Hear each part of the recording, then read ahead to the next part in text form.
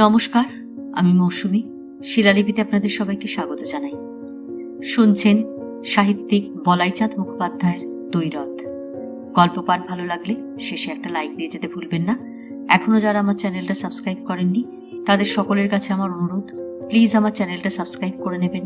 পাশে যে বেল নোটিফিকেশনটা আছে সেটা অবশ্যই প্রেস করে দেবেন। আজ উপন্যাসের ৬ষ্ঠ পর্ব। বিরাট উৎসবের পর বিরাট অবসাদ আসে। উগ্রমোহন ও চন্দ্রকান্ত উভয়েরই মন অবসন্ন। ইহার আরও একটা কারণ ছিল। যদিও উগ্রমোহনের জিদই বজায় থাকিয়া গিয়াছে, কিন্তু এই জয়লাভের মধ্যে যে চন্দ্রকান্তের অনুগ্রহ বর্ষণ আছে, এ কথা উগ্রমোহন কিছুতে ভুলিতে পারিতেছিলেন না।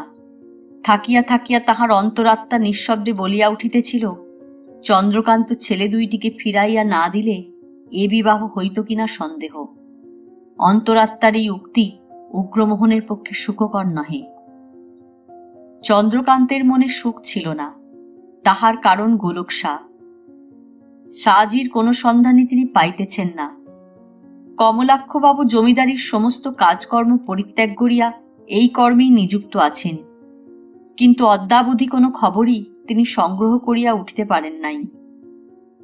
অথচ গোলক শাহকে মুক্ত করিতে চন্দ্রকান্ত ধর্মত বাধ্য। তাহারই কথার উপর বিশ্বাস করিয়া গোলক সাহা তাহাকে টাকা দিয়া বিপন্ন হইয়াছে। যেমন করিয়া হোক লোকটাকে উদ্ধার করিতে হইবে। সেদিন সন্ধ্যার সময় উগ্রমোহন ও চন্দ্রকান্ত যথারীতি দাবার ছক লইয়া বসিয়াছিলেন। অনেকক্ষণ ধরিয়া খেলা চলিতেছে। এমন সময় চন্দ্রকান্তের বাড়ির সম্মুখস্থ পথ দিয়া বাজনা বাজাইয়া একদল লোক যাইতেছে শোনা গেল। উগ্রমোহন জিজ্ঞাসা করিলেন, বাজনা কিসের? চন্দ্রকান্ত হাঁকিলেন, ভজনা। ভজনা আসিল। দেখে আয় তো কিসের বাজনা বাজিয়ে যাচ্ছে। ভজনা চলিয়া গেল। উভয় আবার দাবার ছকে মন দিলেন। একটি বোড়ে আগাইয়া দিয়া চন্দ্রকান্ত বলিলেন, এইবার তোমার হয় গজ না হয় নৌকো, একটা যাবেই। আচ্ছা, এই নাও, তোমার মন্ত্রীকে সামলাও। আবার দুইজনে নীরব। ভজনা আসিয়া খবর দিল যে আনন্দপুরের দোল পূর্ণিমার মেলায় একদল বাজিকর যাইতেছে, তাহাদেরই বাদ্যভাণ্ড। উগ্রমোহন বলিলেন, আনন্দপুরে মেলা বসেছে নাকি? গেলে মন্দ হতো না। চন্দ্রকান্ত বলিলেন, এইবার তোমার মন্ত্রীটি বাঁচাও দেখি। মুমূর্ষু মন্ত্রীকে উগ্রমোহন একটা ঘোড়া দিয়া বাঁচাইলেন। ঘোড়াটি অবশ্য তৎক্ষণাৎ মারা গেল।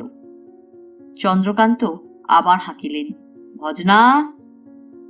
ভজনা আসিলে তিনি আদেশ দিলেন, আসব নিয়ে আয় তো, আজ শীতটা একটু বেশি অন্য দিনের চেয়ে।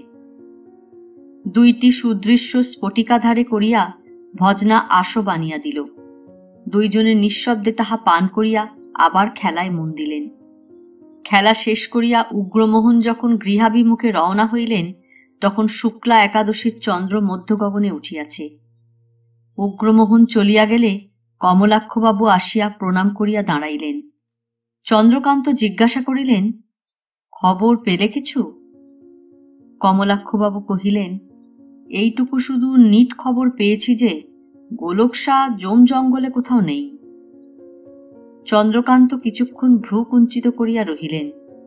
তাহার পর জিজ্ঞাসা করিলেন, এসব খবর তুমি সংগ্রহ করেছ কি উপায়? প্রশ্ন শুনিয়া কমলাক্ষবাবু ভিজা বিড়ালের মতো চাহিতে লাগিলেন। চন্দ্রকান্ত আবার জিজ্ঞাসা করিলেন, উপায়টা কি তোমার?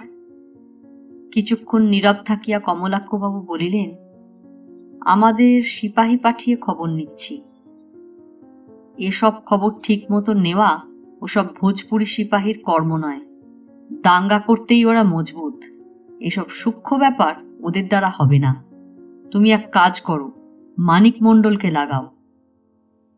কমলাক্ষবাবু ভিজা বিড়াল চাহনি চাহিতে লাগিলেন। চন্দ্রকান্ত বলিয়া চলিলেন, লোকটা খুব কাজের। আমার বিশ্বাস কিছু টাকা ঢাললেই রাজি হয়ে যাবে, বুঝলে? কমলাক্ষবাবু চলিয়া যাইতে উদ্যত হইলে চন্দ্রকান্ত আবার বলিলেন, কার্পণ্য করো না এসব ব্যাপারে। টাকা ঢালো, ঠিক হয়ে যাবে। মানিক মণ্ডলের কাছে লোক পাঠাও আজ। আমি হয়তো 2-1 দিনের জন্য বেরুতে পারি। আনন্দপুরের মেলায় যাবার ইচ্ছা আছে। ইতিমধ্যে গোলকসার খবরটা জোগাড় করো। কমলাক্ষবাবু চলিয়া গেলে তিনি সেতারটি পাড়িয়া বসিলেন এবং মীর সাহেবের কাছে হিন্দোলের যে গতটা শিখিয়াছিলেন তাহা বাজাইতে লাগিলেন। পরদিন লোকলস্কর বরকন্দাজ সমবিবাহারে জমিদার উগ্রমোহন সিংহ আনন্দপুর মেলা অভিমুখে রওনা হইলেন দেখা গেল। রুমনি ঝুমনির বিবাহের পর জীবনটা তাহার নিতান্তই একঘেয়ে ঠেকিতেছিল। আনন্দপুর মেলায় কিছু বৈচিত্র্যের সন্ধানে তিনি যাত্রা করিলেন। 10 ক্রোশ দূরবর্তী আনন্দপুর গ্রামে প্রতি বৎসর দোল পূর্ণিমার সময় একটি প্রকাণ্ড মেলা হয়। আনন্দপুর উগ্রমোহন বা চন্দ্রকান্তের জমিদারির অন্তর্গত নহে। ক্ষুদ্র জমিদার রামপ্রতাপ চৌবের ইহা জমিদারি। মেলাটি বেশ বড় মেলা। বহু স্থান হইতে লোকজন, দোকানি, ব্যবসায়ী এই মেলায় আসিয়া থাকে। অনেক গণ্যমান্য ধনী জমিদারও এই মেলায় পদার্পণ করেন। গরু, ঘোড়া, পাখি পর্যন্ত এই আনন্দপুর মেলায় বিক্রয় হয়। এত বড় এই মেলা। উগ্রমোহনের পশুপক্ষী কেনার শখ খুব বেশি, তাই প্রতি বৎসর তাহার এই মেলায় যাওয়াটা একটা কর্তব্যের মধ্যে গণ্য। সুতরাং উগ্রমোহনের পালকি পরদিন আনন্দপুর অভিমুখে যাত্রা করিল। চন্দ্রকান্ত বাতায়ন পথে দেখিলেন উগ্রমোহনের পালকি চলিয়া গেল। তিনিও পালকি যোগে একটু পরে যাত্রা করিলেন। তাহার সঙ্গে অবশ্য লোকজন বিশেষ কিছু গেল না। 8 জন পালকির বেহারা এবং একটি ক্ষুদ্র প্যাঁটরা তাহার সঙ্গী হইল। আনন্দপুর মেলায় উগ্রমোহন সিংহের তাঁবু পড়িয়াছে। উগ্রমোহন পৌঁছিবার কিছু পরেই চন্দ্রকান্তের পালকিও আনন্দপুরে পৌঁছিল। নিজের আগমন উগ্রমোহনকে জানাইবার ইচ্ছা চন্দ্রকান্তের ছিল না। সুতরাং প্রকাণ্ড একটি বৃক্ষতলে পালকিটা তিনি নামাইতে বলিলেন। পালকি হইতে বাহির হইয়া চন্দ্রকান্ত বেহারাদের বিদায় দিলেন। বলিলেন, তোরাও মেলা দেখ গিয়ে যা। বলিয়া প্রত্যেক বেহারাকে কিছু অর্থ দিলেন। বেহারাগণ আভূমি প্রণত হইয়া সেলাম করিল এবং খুশি হইয়া মেলার জনতার মধ্যে গিয়া প্রবেশ করিল। তাহারা চলিয়া গেলে চন্দ্রকান্ত আবার পালকির ভিতর প্রবেশ করিলেন। একটু পরে পুনরায় যখন তিনি পালকি হইতে বাহির হইয়া আসিলেন, তখন তাহাকে চেনা শক্ত। সামান্য একজোড়া গোঁফ এবং একটি রঙিন চশমার সহায়তায় চন্দ্রকান্ত একেবারে ভিন্ন মূর্তি ধারণ করিয়াছেন। ছদ্মবেশ ধারণ করা চন্দ্রকান্ত রায়ের একটি গোপন শখ। এ বিষয়ে বহু পুস্তক তিনি পড়িয়াছেন এবং বহু অর্থ তিনি ব্যয় করিয়াছেন। চন্দ্রকান্ত জীবনরসের রসিক। তিনি ইহা ভালো করিয়া বুঝিয়াছিলেন, এক বেশে জীবনের বৈচিত্র্য উপভোগ করা যায় না। জীবনের বিভিন্ন স্তরের বিচিত্র প্রাণবস্তুর সম্যক পরিচয় লাভ করিতে জমিদার চন্দ্রকান্ত রায় একা অপারগ। জমিদার চন্দ্রকান্ত রায় জমিদার মহলেই স্বচ্ছন্দে ঘুরিয়া বেড়াইতে পারেন এবং অভিজাত সম্প্রদায় সুলভ খানিকটা আনন্দ উপভোগ করিতে পারেন। কিন্তু জমিদার চন্দ্রকান্ত রায়ের পক্ষে বেদের তাঁবুতে গিয়া ফুলকির নিত্যলীলা দর্শন করা সম্ভব নয়। মানব সমাজের নানা বিভাগ, এক বিভাগের আচার ব্যবহার, পোশাক পরিচ্ছদ অন্য বিভাগে অচল। সুতরাং সর্ববিভাগের রসাস্বাদন করিতে হইলে ছদ্মবেশ প্রয়োজন। বৈচিত্র্য পাইতে হইলে জমিদার চন্দ্রকান্ত রায়ের স্বরূপত্ব মাঝে মাঝে লোপ করিয়া দেওয়া দরকার। গভীর নিশীতে চন্দ্রকান্ত রায় কতবার কত দেশে কত স্থানে গিয়াছেন। এই সেদিনই তো নিজেরই একটা জলকরের ধীবরের বেশে জেলে ডিঙিতে মাছ ধরিয়া তিনি রাত্রি অতিবাহিত করিলেন। আজও তাহার শখ হইয়াছে ছদ্মবেশে মেলাটা দেখিবেন। সন্ধ্যার ছায়া ঘনাইয়া আসিতেছে। নিকটেই দেখিলেন মেলার জমিদার রামপ্রতাপ চৌবের তাঁবু পড়িয়াছে। তাঁবুর মধ্যে নৃত্যগীতের আয়োজন। চন্দ্রকান্ত সেই দিকেই অগ্রসর হইলেন। উগ্রমোহনও মেলা ইতস্তত ভ্রমণ করিয়া বেড়াইতেছিলেন। মেলার যে অংশে ঘোড়া বিক্রয় হইতেছিল উগ্রমোহন সেই দিকে গেলেন। একটি ঘোড়া দেখিয়া তাহার ভারী পছন্দ হইয়া গেল। কালো কুচকুচে ঘোড়াটি, পায়ের 4টি খুর সাদা, কপালে সাদা তিলক, রেশমের মতো কোঁকড়ানো ঘাড়ের চুলগুলি, অশ্ব ঘাড় বাঁকাইয়া আছে। সুন্দর সুলক্ষণ ঘোড়া। উগ্রমোহনের কিনিবার শখ হইল। তিনি তাঁবুতে ফিরিয়া অক্ষয় গোমস্তাকে দরদুস্তুর করিবার নিমিত্ত পাঠাইলেন। অশ্বটি অধিকার করিবার জন্য তাহার সমস্ত হৃদয় প্রলুব্ধ হইয়া উঠিল। ক্রীড়নক লুব্ধ বালকের ন্যায় উগ্রমোহন সিংহ নিজে তাঁবুতে অক্ষয়ের প্রত্যাগমন প্রত্যাশায় বসিয়া রহিলেন। একটু পরেই অক্ষয় ফিরিল এবং কহিল, ঘোড়া তো হুজুর আগেই বিক্রি হয়ে গেছে। তাই নাকি? কে কিনেছে? রামপ্রতাপ বাবু। ও। কিছুক্ষণ চুপ করিয়া থাকিয়া উগ্রমোহন সিংহ বলিলেন, আচ্ছা, তুমি রামপ্রতাপ বাবুর কাছেই যাও, তাকে আমার নমস্কার জানিয়ে বলো যে ঘোড়াটি আমার ভারী পছন্দ হয়েছে। তিনি যদি ঘোড়াটি আমাকে বিক্রি করেন আমি অত্যন্ত আনন্দিত হব। তিনি যে দামে কিনেছেন তার চেয়ে দাম আমি বেশি দিতেও রাজি আছি। সঙ্গে টাকা কত আছে? অক্ষয় সংক্ষেপে কহিল, টাকা আছে, শুনলাম 325 টাকায়। আচ্ছা, তুমি যাও, গিয়ে বলোগে যে আমি 500 পর্যন্ত দিতে রাজি আছি। ঘোড়াটা আমার চাই। অক্ষয় চলিয়া গেল। অবুঝ বালকের মনোবৃত্তি লইয়া উগ্রমোহন নিজ তাঁবুতে বসিয়া অধীরভাবে গুম্ফ প্রান্তে চারা দিতে লাগিলেন। রামপ্রতাপ চৌবে তরুণ বয়স্ক জমিদার, মেলায় একটু স্ফূর্তি করিতে আসিয়াছেন।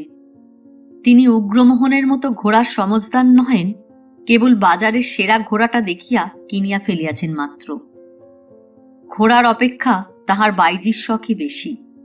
2 জন সুন্দরী বাইজি ইতিমধ্যেই আসিয়া তাহার তাঁবুতে আসরও জমাইয়াছে। ছদ্মবেশী চন্দ্রকান্ত রামপ্রতাপ চৌবের মোসাহেব সাজিয়া বায়া তবলা লইয়া জাঁকাইয়া বসিয়াছেন। রামপ্রতাপ চৌবে যদি ঘুণাক্ষরেও চন্দ্রকান্তের আসল পরিচয় জানিতে পারিতেন, তাহা হইলে অবশ্য এ রস আর জমিত না।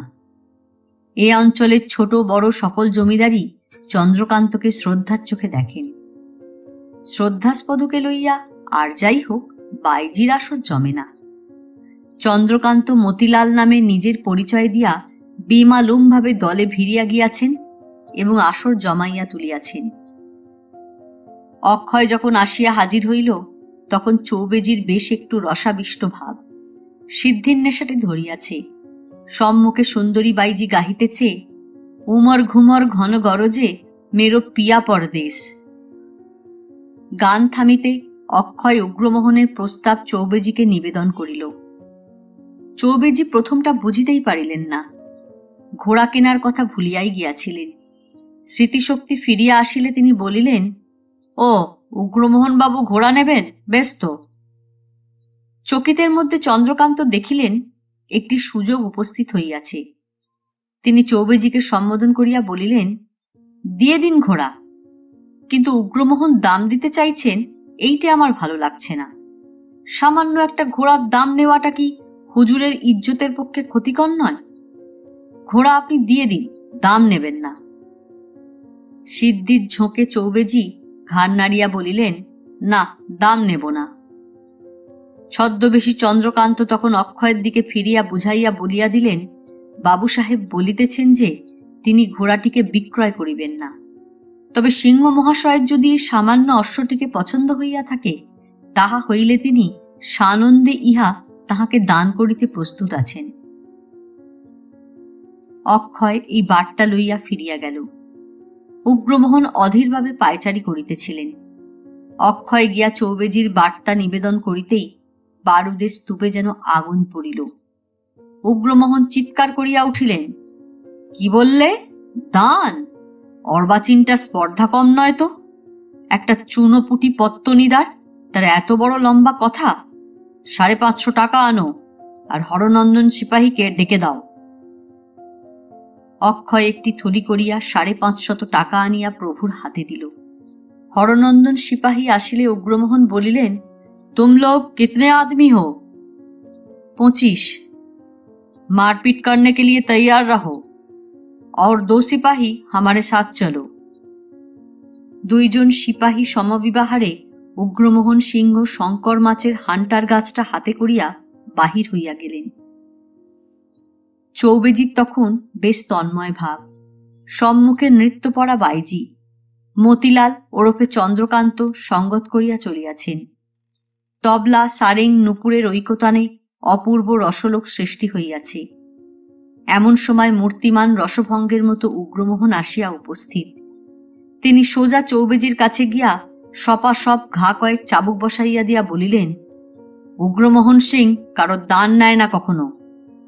মানির মান রেখে কথা বলতে শিখুন। টাকার তোড়াটা ছনাত করিয়া আসরে ফেলিয়া দিয়া বলিতে বলিতে চলিয়া গেলেন, ঘোড়া নিয়ে চললাম, সাধ্য থাকে আটকান। হাল্লা হই হই মারামারির মধ্যে সেই রাত্রেই উগ্রমোহন অশ্বস্পৃষ্টে মেলা ত্যাগ করিলেন। কিছুক্ষণ পরে জমিদার চন্দ্রকান্ত রায়ও আসিয়া পালকিতে আরোহণ করিলেন। তাহার মুখে একটি মৃদু হাস্যরেখা। এত সহজে কার্যসিদ্ধি হইবে তিনি ভাবেন নাই। গোলক শাকে উদ্ধার করিতে হইলে উগ্রমোহনকে অন্য কোনো ব্যাপারে ব্যাপৃত করিয়া অন্যমনস্ক রাখা দরকার। গতকল্য হইতে চন্দ্রকান্ত চিন্তা করিতেছিলেন কি করিয়া তাহা সম্ভবকর হয়। উগ্রমোহন একটু অন্যমনস্ক না থাকিলে গোলকসার অনুসন্ধান করা অসম্ভব। অন্তত কমলাক্ষ তাহাই বলিতেছে। মতিলাল বেশে আন্দাজে যে দাবার চালটা তিনি চালিয়াছিলেন তাহা অব্যর্থ হইয়াছে দেখিয়া চন্দ্রকান্ত অত্যন্ত পুলকিত হইয়া উঠিলেন। উক্ত ঘটনার প্রায় 15 দিন পরে একদিন সন্ধ্যায় অঘোর চক্রবর্তী আসিয়া উগ্রমোহনকে নমস্কার করিয়া দাঁড়াইলেন। উগ্রমোহনবাবু জিজ্ঞাসা করিলেন, কি হল? অঘোরবাবু শান্তভাবে উত্তর দিলেন, মকদ্দমা ডিসমিস হয়ে গেল। তাই নাকি?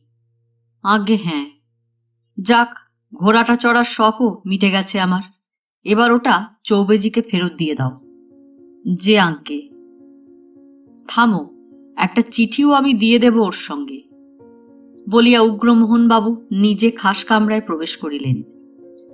অঘোরবাবু বাহিরে দাঁড়াইয়া নীরবে তামাটে গোপ জোড়াটাকে দক্ষিণ করতল দিয়া অকারণে মুছিতে লাগিলেন।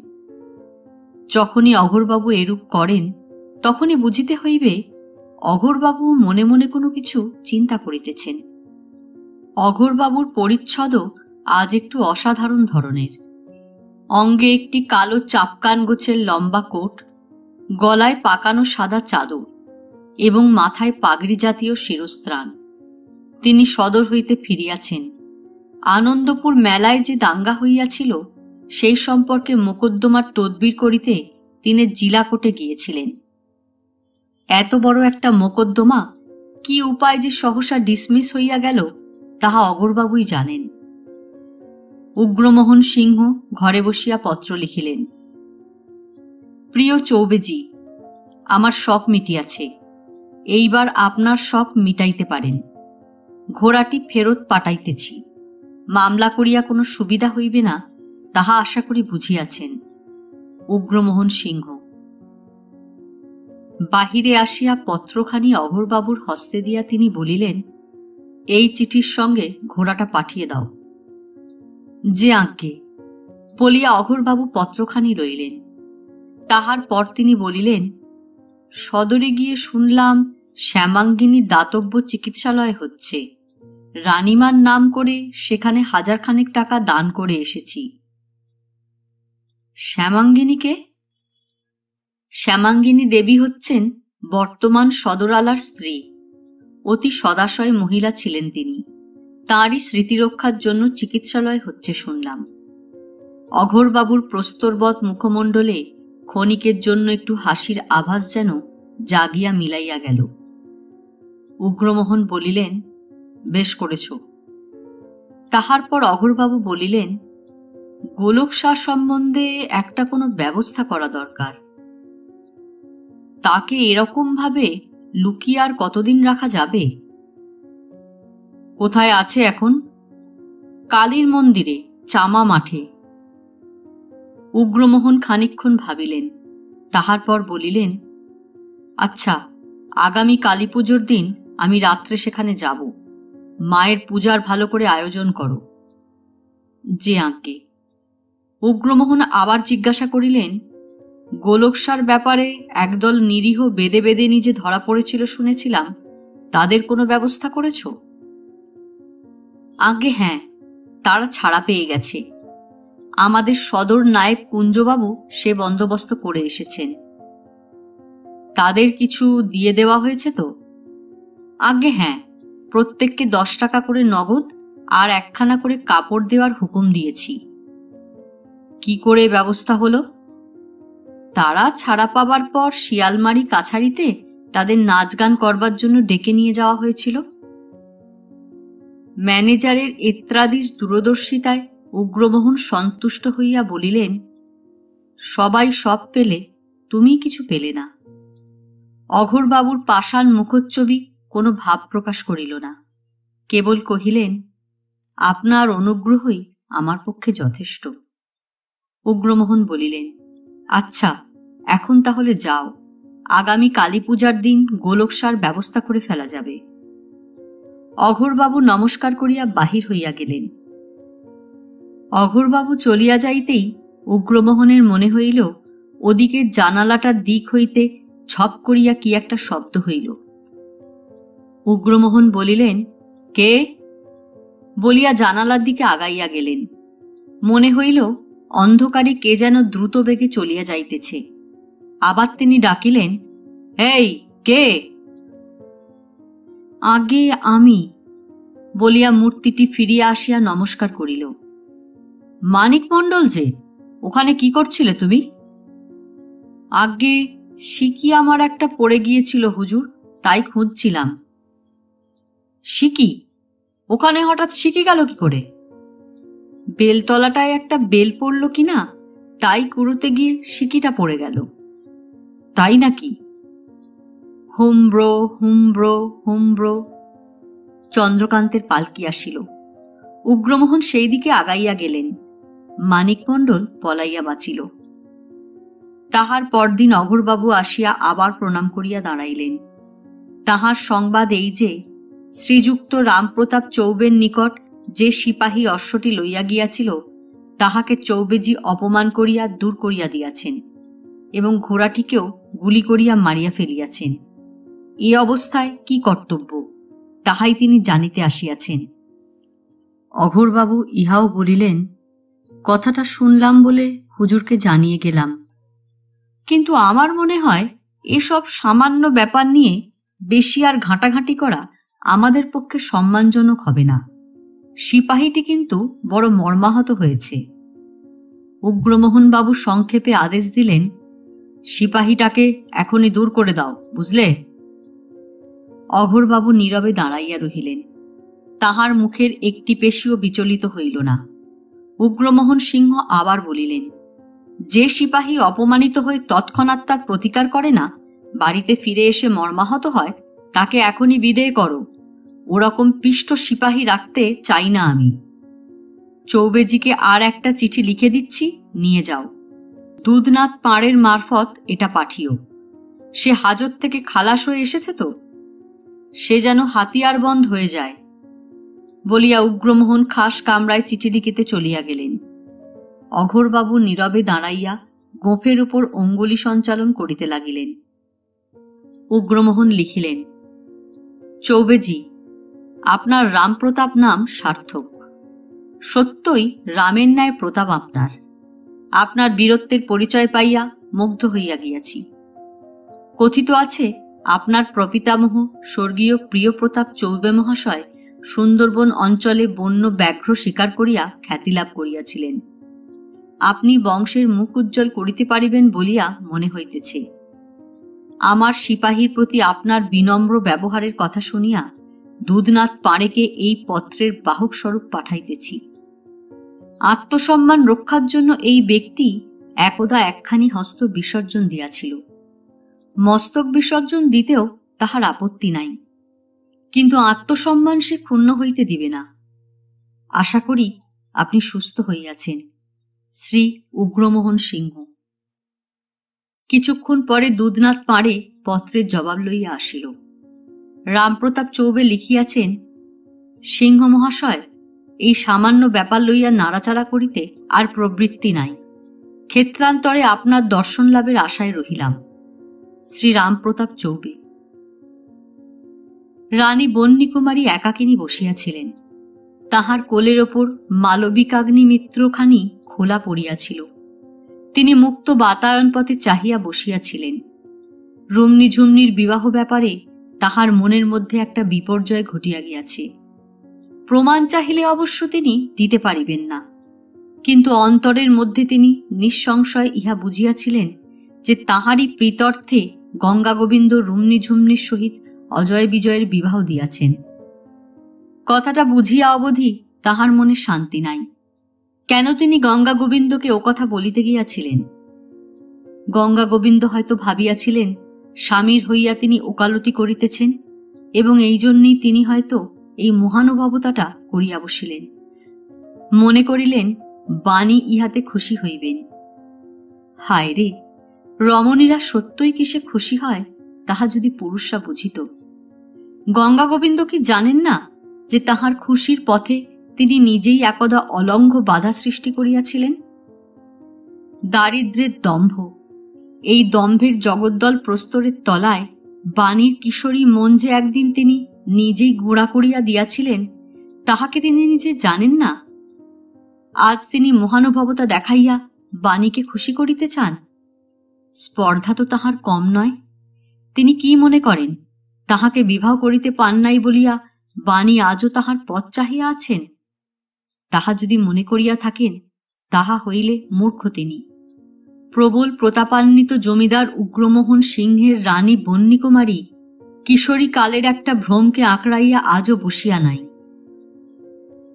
উগ্রমোহন সিংহের যিনি পত্নী, তাহার আবার ক্ষোভ কিসের? গঙ্গা গোবিন্দের মতো পুঁথির মুখস্থ বুলি আওড়াইতে হয়তো তাহার স্বামী পারেন না, কিন্তু তাহার স্বামীর মতো পুরুষ সিংহ কয়টা আছে এ অঞ্চলে? কয়টা লোকের এমন বিরাট হৃদয়, বিশাল শৌর্য, বিপুল বিক্রম? গঙ্গা গোবিন্দ এই বিবাহ ব্যাপারে মহত্বটা দেখাইয়া ভালোই করিয়াছেন। তাহা না হইলে উগ্রমোহনের রোষ বহ্নিতে পড়িয়া ছারকার হইয়া যাইতেন তিনি। অন্তঃসারশূন্য দারিদ্র্যের গর্ব লইয়াই লোকটি গেলেন। এত বড় অহংকৃত লোক বন্যীকুমারী জীবনে আর একটাও দেখেন নাই। ভালো করিয়া ভাবিয়া দেখিলে বোঝা যায় যে রুমনি জুমনির বিবাহটাও তিনি ছিলেন শুধু একটা বাহাদুরি দেখাইবার জন্য। কি আর এমন তিনি বলিয়াছিলেন তাহাকে? কিছুই নয়। এ স্পর্ধা, এ কেবল তাহাকে খাটো করিয়া দিবার একটা ফন্দি। গঙ্গা গোবিন্দকে আর কেহ না চিনুক, বাণী ভালো করিয়াই চেনেন। বাণী ভালো করিয়াই জানেন যে গঙ্গা গোবিন্দের জীবনের প্রধান সুর কাহারও নিকট খাটো হইব না, চিরকাল মাথা উঁচু করিয়া থাকিব। কাহারও নিকট অনুগ্রহ ভিক্ষা করিব না, যতটা পারি অপরকে অনুগ্রহ করিব। বাণীকে অনুগ্রহ করিয়া তিনি রুমনি ঝুমনির বিবাহে মত দিয়াছেন। তাহার এই নীরব অহংকারে বন্যীকুমারীর সমস্ত হৃদয়টা যেন জ্বালা করিতে লাগিল। কেহ যদি তাহার উঁচু মাথাটা জোর করিয়া হেঁট করিয়া দিতে পারে, তবে যেন তিনি স্বস্তি পান। মালবিকাগ্নি মিত্র আর পড়া হইল না। তাহার সমস্ত হৃদয় গঙ্গা গোবিন্দকে লইয়া অকারণে তিক্ত হইয়া উঠিতে লাগিল। তিনি জোর করিয়া প্রত্যক্ষ করিতে লাগিলেন যে গঙ্গা গোবিন্দের সমস্ত আচরণের মধ্যেই আত্মশ্লাঘা ফুটিয়া উঠিয়াছে, এবং তাহা আর কেহ বুঝিতে না পারো তিনি বুঝিয়াছেন। তিনি জোর করিয়াই বারংবার মনে মনে আবৃত্তি করিতে লাগিলেন যে তাহার স্বামীর তুলনায় গঙ্গা গোবিন্দ একটা নগণ্য জীব, অত্যন্ত আত্মপরায়ণ, অত্যন্ত স্বার্থপর এবং অত্যন্ত অহংকারী। সমস্ত পুরুষ জাতিটাই এইরূপ, কেবল স্থান কাল পাত্র ভেদে একটু ইতর বিশেষ। মহাকবি কালিদাস এই মালবিকাগ্নি মিত্র নাটকের রাজার মুখ দিয়া মালবিকার যে রূপ বর্ণনা করিয়াছেন, তাহা পুরুষ কবির পক্ষে সম্ভব। প্রেমের ছদ্মবেশে লালসার উচ্ছ্বাস। বন্যীকুমারী মুক্ত বাতায়ন পথে চাহিয়া একাকিনী বসিয়া রহিলেন। এক ঝলক বাতাস চ্যুতমুকুলের গন্ধ বহিয়া ঘরে প্রবেশ করিল, কিন্তু বন্যীকুমারীর তাহাতে আজ আনন্দ হইল না। গঙ্গা গোবিন্দকে কেন্দ্র করিয়া তাহার সমস্ত মন বিষাক্ত হইয়া উঠিয়াছে। কিন্তু এত বিষের মধ্যেও কি অমৃত ছিল না? ছিল। বায়ুমণ্ডলে সম্পূর্ণরূপে নিমজ্জিত আছি বলিয়া আমরা যেমন বায়ুর অস্তিত্ব সম্বন্ধে সচেতন থাকি না, অমৃত পরিমণ্ডলে নিমজ্জিত বন্যকুমারীর অন্তরাত্মা অমৃত সম্বন্ধে তেমনই সচেতন ছিল না। সচেতন হইল যখন উগ্রমোহন আসিয়া প্রবেশ করিলেন এবং বলিলেন, গঙ্গা গোবিন্দ দেশ ছেড়ে একেবারে চলল। কোথায়? কাশী। কেন? সংস্কৃত পড়বে বলে। তোমাকে একখানা চিঠি লিখেছে। ছোকরার চিরকালই মাথায় একটু ছিট আছে। বলিয়া একখানি পত্র তিনি বন্যকুমারীকে দিলেন। তাহাতে লেখা আছে, বাণী, তোমাদের কৃপায় আমার জীবনের সামাজিক দায়িত্ব শেষ হইয়াছে। যে কয়দিন বাঁচিব লেখাপড়ার চর্চা করিয়াই কাটাইব স্থির করিয়াছি। বহুদিন হইতে বাসনা ভালো করিয়া সংস্কৃত অধ্যয়ন করি। দারিদ্র নিবন্ধন এতদিন তাহা পারি নাই। সম্প্রতি কাশী হইতে জনৈক অধ্যাপক আশ্বাস দিয়াছেন যে আমি যদি তাহার নিকট গিয়া বাস করি, তাহা হইলে তিনি আমাকে জ্ঞানার্জনের সহায়তা করিবেন। এ সুযোগ আমি পরিত্যাগ করিব না। 2-1 দিনের মধ্যেই কাশী যাত্রা করিব এবং জীবনের অবশিষ্ট দিন কয়টা বিশ্বেশ্বরের চরণতলে কাটাইয়া দিব। যাইবার পূর্বে তোমার সাক্ষাৎ পাইলে সুখী হইতাম। ইতি গঙ্গা গোবিন্দ। রানী বন্যকুমারীর সমস্ত অন্তরটা কে যেন মুচড়াইয়া দিল। গঙ্গা গোবিন্দ দেশ ছাড়িয়া চলিয়া যাইতেছেন? আর কখনো ফিরিবেন না? আর কখনো তাহাকে দেখিতে পাইবেন না তিনি? তাহার স্বামী চেষ্টা করিলে কি তাহার যাওয়াটা বন্ধ করিতে পারেন না?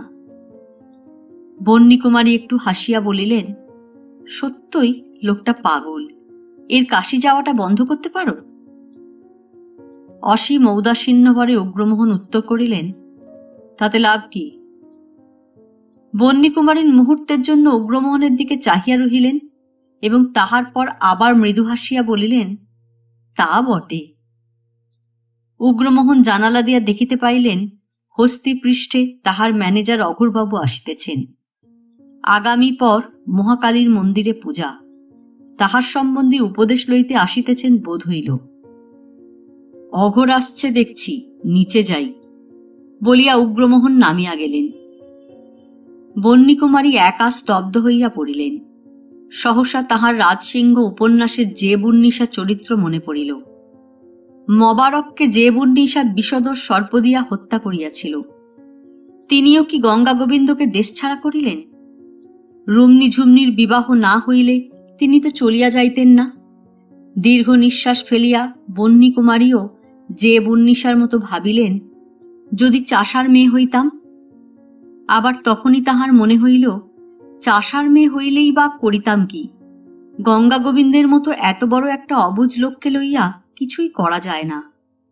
নিজের গরিমায় তিনি এমন আত্মমগ্ন যে অপরের দিকটা ভাবিয়া দেখিবার অবসর তাহার নাই।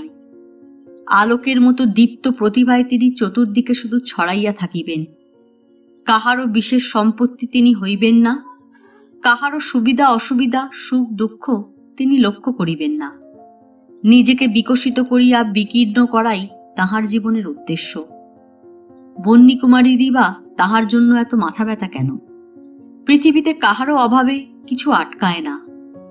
উগ্রমোহন সিংহের বিশাল জমিদারির মধ্যে গঙ্গা গোবিন্দের মতো একটা সামান্য প্রজা থাকিল কি গেল, তাহা লইয়া উৎকণ্ঠিত হওয়া রানী বন্যকুমারীর সাজে না। উগ্রমোহনের পত্নী তিনি, গঙ্গা গোবিন্দ তাহার কে? আজ এ পর্যন্তই। উপন্যাসের 7ম পর্ব নিয়ে অন্যদিন আসব। গল্প পাঠ ভালো লাগলে লাইক, শেয়ার, কমেন্টস করতে ভুলবেন না। আজকের মতো নমস্কার।